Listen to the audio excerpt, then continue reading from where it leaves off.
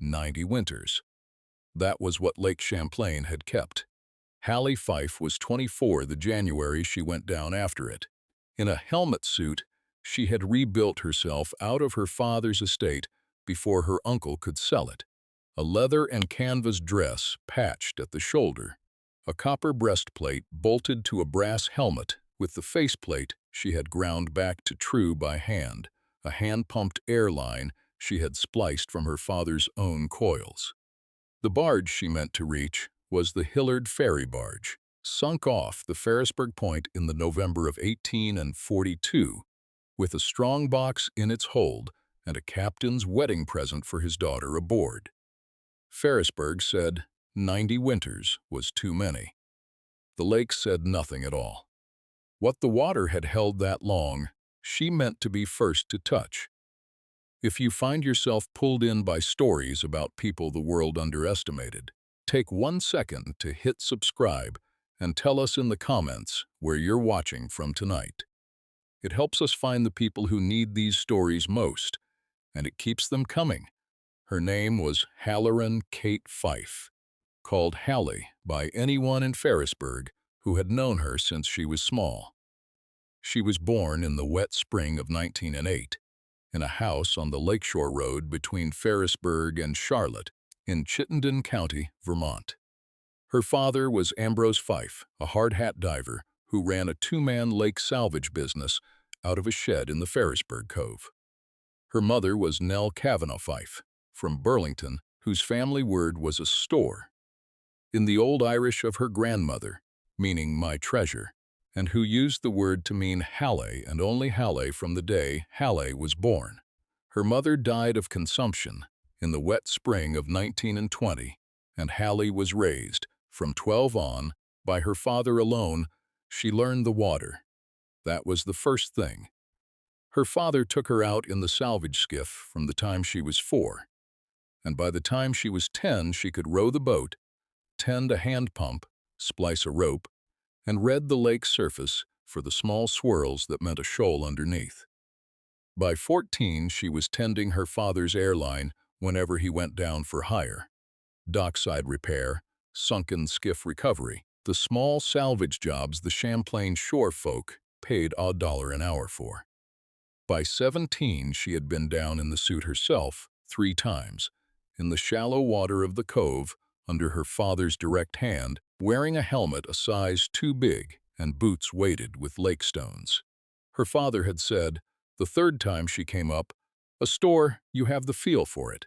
Not everybody does. Most people fight the water. The water always wins that fight. You lean into it. That is the trade." He taught her more than diving. He taught her the shore. He taught her the wrecks of Lake Champlain, of which he knew more than most men. The schooner Water Witch off Cedar Beach, the tug Halifax off Split Rock, the ferry barge Hillard off the Ferrisburg Point that had gone down in a November squall in 1842 with the captain and 2 hands and a cargo of nobody, had ever quite said what. He kept a wreck log, a leather-bound book with hand-drawn charts of every wreck he had known or been down on, and he showed it to Halle from the time she was 13. The Hillard wreck was in the log, on a chart he had drawn himself in 1914. He had never been down on it. He had, he told her, always meant to. He died in the summer of 1931 of the bends on a salvage job that had gone half an hour past his air limit. He was 51. He had known his air was thin. He had gone deep anyway because there was a small brass propeller on the wreck he had promised the customer he would bring up. He brought it up. He died on the surface, in the boat, before Halle could get him ashore. He was buried in the Ferrisburg Village Cemetery with the copper breastplate of his own diving suit at the head of the grave in place of a stone. Halle was 23. She had gone into the boat that morning as his tender, and had come out of it that afternoon as his heir. Her father had left everything: the shed in the cove, the salvage skiff, the diving suit and gear, the wreck log, and the small house on the Lakeshore Road, to Halle in a will filed with the town clerk of Ferrisburgh in 1928. The will was clean. The signature was witnessed. There was no reasonable challenge to it. Her uncle, Halle Fife, her father's older brother, who ran a small chandlery in Burlington and who had never gotten along with Ambrose, challenged it anyway. He produced a paper of his own, dated the last week of Ambrose's life, in which Ambrose had allegedly signed the salvage business over to Alec for the sum of $1 and the assumption of certain outstanding debts. The signature was Ambrose's. The date was a lie. Halle knew because on the date shown, Ambrose had been on a job in Split Rock and had not held a pen for the whole of the day. But she could not, in the fall of 1931, prove it against Alec's two witnesses, and the Chittenden County Court, at a preliminary hearing in October, ruled that Alec's paper was to stand pending further investigation. Alec moved on the shed the following morning.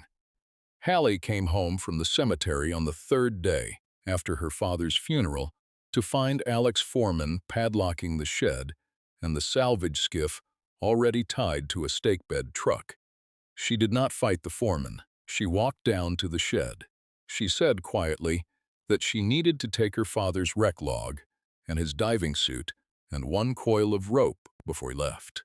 The foreman, whose name was Ephraim Corliss, and who had known Ambrose Fife for 20 years, looked at Alec, and Alec was not there, and Ephraim said, "Take what you need, Halle. I did not see it. I never saw it." She took the wreck log. She took the diving suit, the helmet, the breastplate, the canvas dress, the boots, the weight belt, the hand pump. She took 2 coils of good manila rope. She took her father's small brass and nickel depth gauge and his lead and brass sounding weight. Ephraim helped her carry it up the shore to a shed a quarter-mile away that belonged to her neighbor, an old Irish lake woman named Mrs. Cassidy. Mrs. Cassidy opened the shed to Halle for the winter for the price of Halle's supper on Sundays. Mrs. Cassidy called her a store. Halle almost broke. She did not. The winter of 1931 and 32 was a hard winter on Lake Champlain.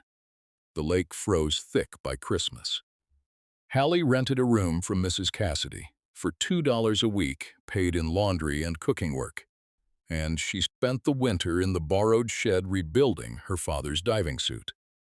She sanded the copper breastplate. She replaced the canvas dress with a new one she stitched herself out of a spare bolt her father had kept in the shed. She ground the brass faceplate back to true where the old copper rivets had left burrs. She repacked the hand pump. She respliced the airline. She learned the suit again as her hands worked on it, the small details her father had known and had never had time to say aloud. By the last week of January, the suit was ready. She had already, by then, decided which wreck she would go down on first. She had chosen the Ferry Barge. Her father had never been down on it. Her father's wreck log had a full chart of the site. Her father had, in the margin of the chart, written in his own hand a line she had read 6 times before she understood it. He had written, "Hillard has a strong box in the hold and a package for the captain's daughter. Someone should go down for the daughter's sake, if the daughter is still living. If not, someone should go down for the captain." Halle went to see Reuben Vessels in Burlington in the first week of February. Reuben was 68 and had been her father's mentor in his early years and had been a hard-hat diver on the New York and Vermont sides of the lake for 42 winters, and had retired at 60 because his knees had gone. Reuben lived in a small clapboard house near the Burlington waterfront with a canary named Ashtabula and a stove that ran too hot. He looked at Halle a long moment at the door and said, "You are Ambrose's girl." She nodded. He said, "Come in, the dog, too." She had brought the small mongrel dog Neep with her, a hound terrier mix Ambrose had brought home from a Split Rock job in 1927, and Neep sat under the stove and steamed. She stayed with Reuben Vessels 3 weeks. He taught her the finer grade of what her father had begun. He taught her ice diving specifically, how to cut a hole, how to fix a line to a stake through the ice, how to hand pump in the cold so the pump did not seize, how to read the lake bed by feel when the water below the ice was black. He gave her, at the end of the 3 weeks, his own hand-drawn chart of the Ferrisburgh Cove, folded soft with use, and said, "The lake keeps her secrets, but not from a diver willing to go patient. Go slow. Do not stay long. Come back if it does not feel right. The wreck will be there next week." She thanked him. He walked her to the train. He said, "A store, that is what your mother called you. Reuben Vessels remembers that." He said it in the old flat Vermont voice, and she almost broke on the platform.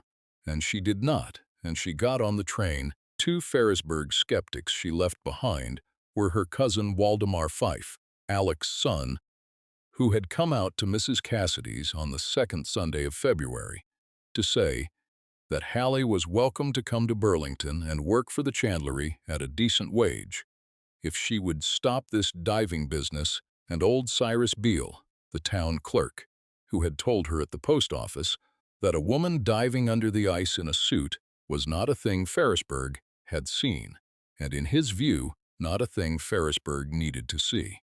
Waldemar she thanked and dismissed. Cyrus Beale, she smiled at once and did not answer. Her real trouble was Alec himself, who sent her a letter through the county sheriff on the 3rd Monday of February, warning her that the diving suit she had taken from the shed was estate property, and that she was to return it within 10 days or face a suit for conversion. She read the letter. She burned it in Mrs. Cassidy's stove. Mrs. Cassidy watched her burn it and did not say anything, but she put another log on the fire after the letter was ash. She walked out to the wreck site with Reuben Vessels and Mrs. Cassidy's brother Fintan on the 4th Friday of February. The morning was clear and cold, 12 degrees at first light. She wore the suit. Fintan and Reuben carried the pump and the tender line and the ice saw. Neep ran beside her on the ice. They cut a hole 8 feet across at the coordinates on her father's chart, and Reuben Vessels drove a stake into the ice at the north edge and rigged the tender line and the pump.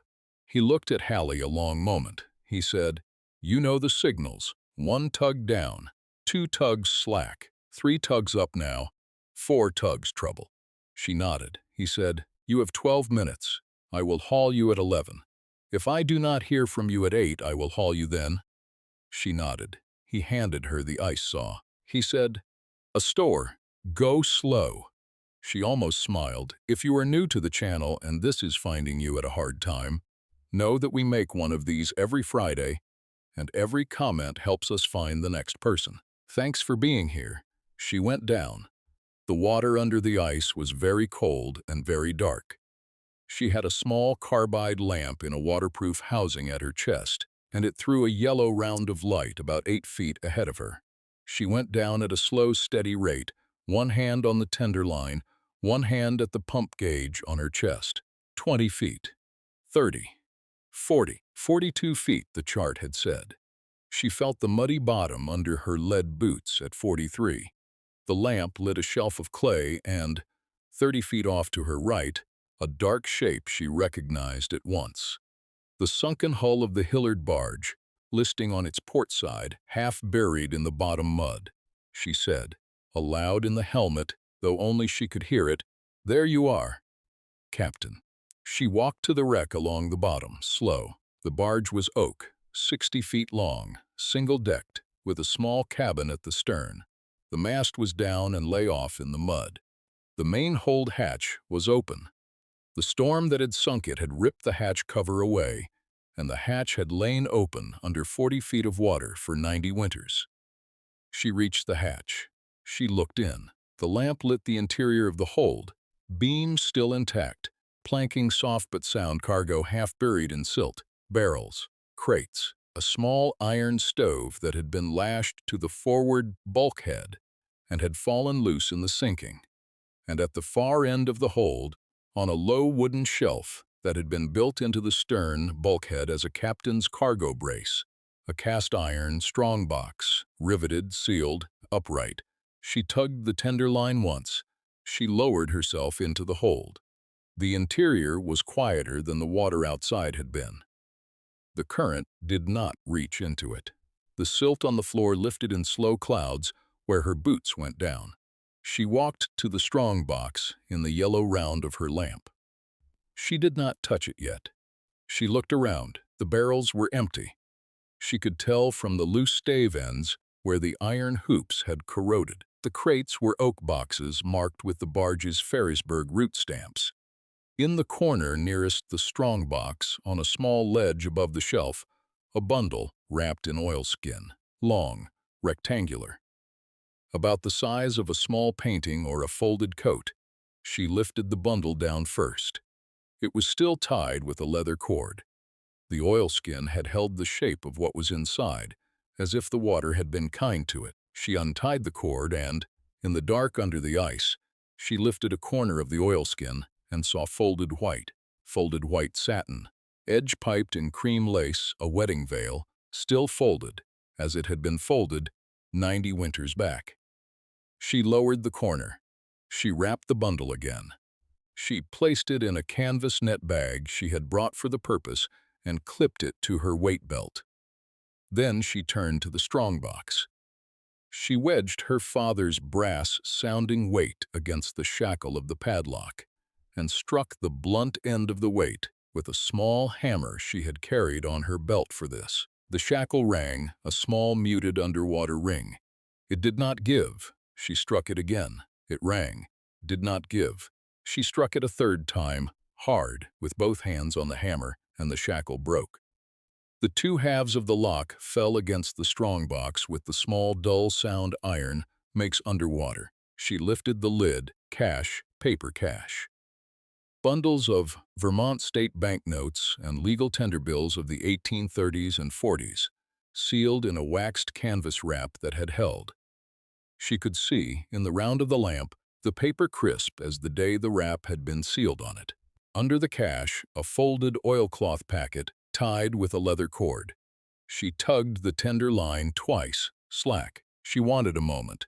She sat, cross-legged in the suit on the shelf beside the strongbox. She lifted the packet out. She untied the cord. Inside the packet were three things: a folded sheet of foolscap in a firm shorthand, headed manifest, Barge Hillard, November 1842, Ferrisburg Point to Westport Landing, Adelbert Hillard, Master. A small ledger book in the same hand, with every consignment recorded, and a single sealed letter addressed to Miss Delia Hillard at Westport Landing, New York. She could not open the letter in the suit. She would have to wait. She placed the packet in her canvas net bag. She placed the wrapped veil bundle beside it. She placed a small handful of the cash in a waterproof pouch at her chest.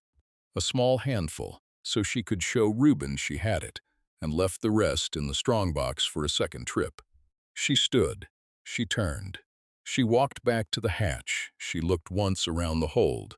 She said, "Captain Hillard, I will come back for the rest, and I will read your letter tonight, and I will tell your girl if she is still living.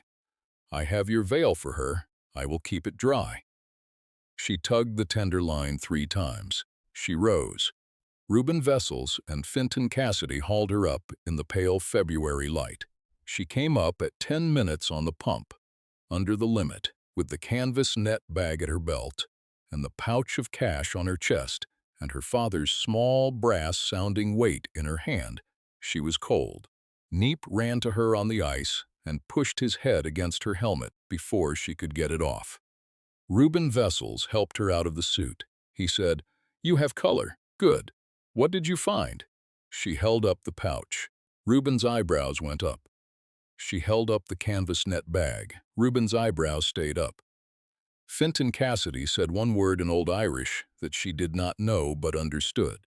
She read the letter at Mrs. Cassidy's kitchen table that evening, with the veil laid on a clean, white sheet on the parlor sofa, dried by the stove, and the packet of cash weighed and locked in Mrs. Cassidy's cellar strongbox. The letter was not long. Adelbert Hillard told his daughter Delia that he was sorry.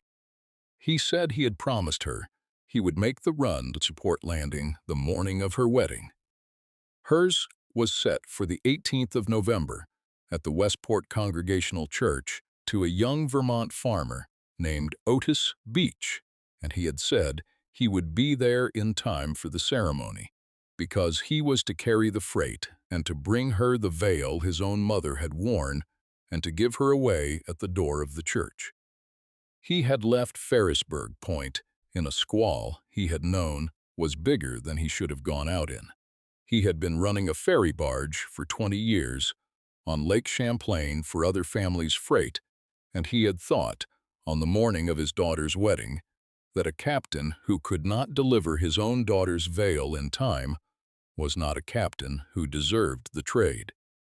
He had gone. The squall had taken the barge on the shoal outside the point.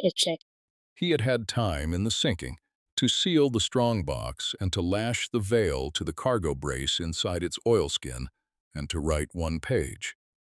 He wrote, and Halle would remember these lines the rest of her life, that a man who captains a ferry for 20 years, carrying every family's freight and drowns on the run to his own daughter's wedding, is not the man he had thought he was. He wrote that he had spent 20 years telling himself the freight was what mattered, because the freight paid the bills and the freight fed the family, and had told himself that November morning that the freight and the veil could ride together across a wet November lake, and had been wrong. He wrote that Delia should marry Otis Beach on the 18th as planned and should not wait for him and should think of him kindly if she could, and should know that the veil was in the box under the deck, and that if the lake ever returned it, she was to wear it herself, or, if she was too old for it by then, was to lay it on the shoulders of whichever granddaughter needed it most. He signed his name, under his name, in a smaller hand. A store, forgive me. 20 years and I could not manage the one day. A store, in the Old Irish. She had not known Adelbert Hillard had been Irish.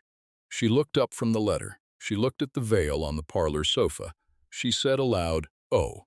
She sat still a long time. She copied the letter into her father's rec log, in pencil, word for word, because that was what her father would have wanted. She refolded Adelbert Hillard's original in the oilcloth. She whispered Delia Hillard's name aloud. She did not know then whether the woman was living or dead. She would find out. She went down on the Hillard 3 more times that February. She brought up the strong box on the second dive. She brought up the manifest and the ledger, and a small tin trunk with the captain's own belongings on the third. She left, on the fourth dive, a small brass plaque she had made in Burlington, engraved with Adelbert Hillard's name and the date of the sinking and the words, "Recovered by the Fife family, Ferrisburgh, February 1932. She fixed the plaque to the forward bulkhead with copper rivets. She stayed a moment beside it. She came up, Delia Hillard, they learned by telegraph to the Essex County clerk at Westport Landing, had died in 1928, aged 101, at a farmhouse a mile from the church she had married in on the 18th of November, 1842. She had not waited for her father, on the counsel of the pastor and her fiancé, and had gone through with the ceremony with a borrowed veil that had been Otis Beach's mother's. She had lived out her life at Westport. She had raised 4 daughters. She had said, all her life, that she would have waited another day. She had died in her bed with a Bible on her chest and a small locket at her throat that held a lock of her father's hair. She had left, however, a granddaughter, Delia Hillard Beach, the second, now 74, who lived in a small white house on a hill above Westport Landing, and who received Halle in a parlor with a lace runner on the table and a photograph on the mantel of a stern man with a full beard whom Halle recognized at once as the man who had written the letter. Halle put the packet down between them. She laid the veil, dried and pressed, on the seat of the third chair. She said, "This was your grandmother's. It was your great-grandfather's letter to her. She never read it. I think perhaps you should." Delia Beach II read the letter. She read it twice. She did not weep at first. She read it a third time. Then she said, in a voice a little thick, "My grandmother said, until the day she died, that she did not know if he had thought of her at the end." Halle said, "He did. It is on the paper." Delia Beach II held Halle's hand across the table a long minute. They drank tea. Delia Beach II wore the veil at the wedding of her own granddaughter the following June, and Halle was invited to the wedding and went and cried at the door. Halle went back to Ferrisburgh by way of the Chittenden County Recorder's Office. She hired a young Burlington lawyer Reuben Vessels had named. She showed him her father's tender log, dated in his own hand every day of the week Alec's bill of sale was supposedly signed, which proved that Ambrose Fife had been on Split Rock and had not held a pen. She showed him the false witness signatures. The lawyer, a slow, careful young man from Middlebury, took it from there. The court struck Alec's paper. The shed, the skiff, the suit, the wreck log, and the house on the Lakeshore Road came back to Halle as Ambrose Fife's only heir. Alec left Vermont within the year. He was heard of later running a tug service out of Ogdensburg. Halle did not go looking. Vindication did not require a person to travel. She used the money from the Hillard strongbox for 4 things. She bought back her father's shed and refit it for a new season. She paid Reuben Vessels a partner's share until he died in 1939. She endowed a small ice divers safety fund at the Burlington Maritime School in her father's name to be used to buy air pumps and lines for young divers who could not afford them, so that no other diver would die of thin air on a job for the sake of a small brass propeller. She put the balance in a savings bank at Burlington and did not touch it except in November for the Ferrisburgh Village School. Neep is buried at the edge of the Lakeshore Road, in a spot he liked in the last light. There is a smooth lake stone over him with his name scratched in with a nail. Mrs. Cassidy died in 1940 at 86, and Halle held her hand at the end, and Mrs. Cassidy called her a store one last time.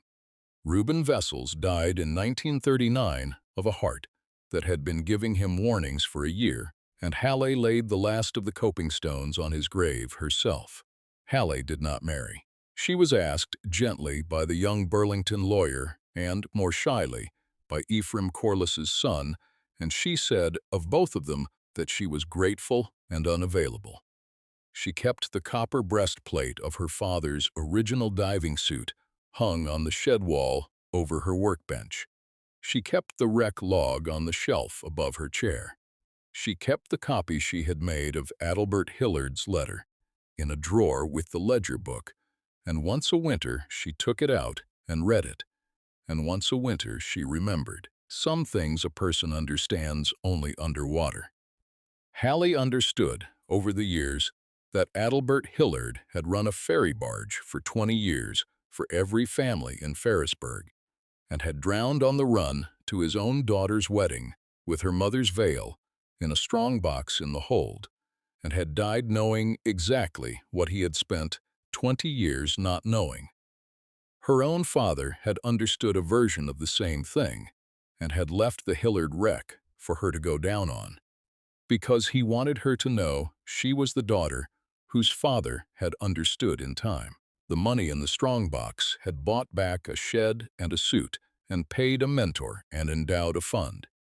The letter had done more, because the letter had put a veil on the shoulders of a great-granddaughter at a wedding 100 years after the veil was meant to be there. Ferrisburgh had said, "The winter Halle Fife went down through the ice, that 90 winters was too many." The lake had another opinion. So, in the end, did the veil.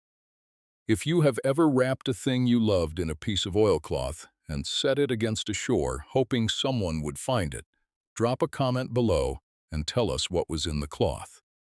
I read them all. See you in the next one.